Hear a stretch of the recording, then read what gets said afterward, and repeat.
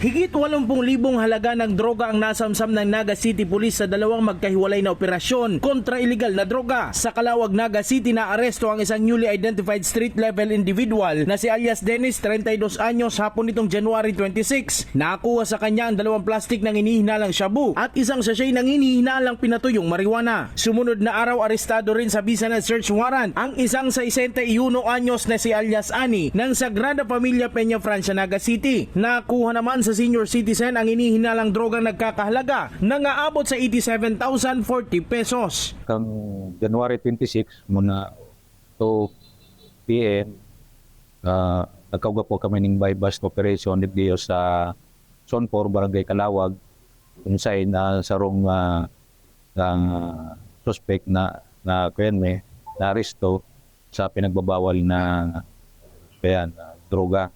So sarong 32 anyos yung lalaki, single, may trabaho, and considered as newly identified and a street level individual. Kinaagahan man po ng January 27, alas 2 maning magaon, nagkondusa po ng search warrant iniyo pong CIO together with the phase 3.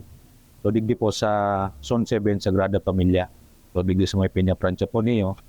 So na insaro pong 61 years old na single, may trabaho, and considered po as newly identified in street level individual. So nakuha na po siya ng kaya ng 10 plastic sachet ng mga pinagtutubudan na mga illegal na droga. Ayon kay Captain Buesa, hindi pa man drug cleared ng Barangay Peña Francia, ramdam na rin umano ang bunga ng intensified operation sa lugar. Bumababa na rin umano ang nasasangkot sa pinagbabawal na gamot sa lugar base sa kanilang monitoring. Although po ang iniyong lugar mismo iniyong Balong Peña Francia is day pa man sa drug cleared, so huwag pa man nila-ride yan yung mga talaga diyaon dyan ito sinasabi gagaramit mga gagaramit minsan o dyan man nagkukuha ng mga individual. Pero base sa assessment me, parang bako naman talaga siya ito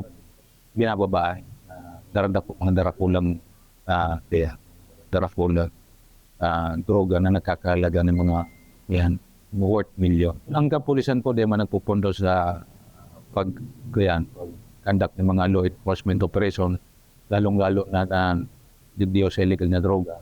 So, sige mo po yan ang monitoring and as well itong mga pag-aresto. Jan Amador, CSN.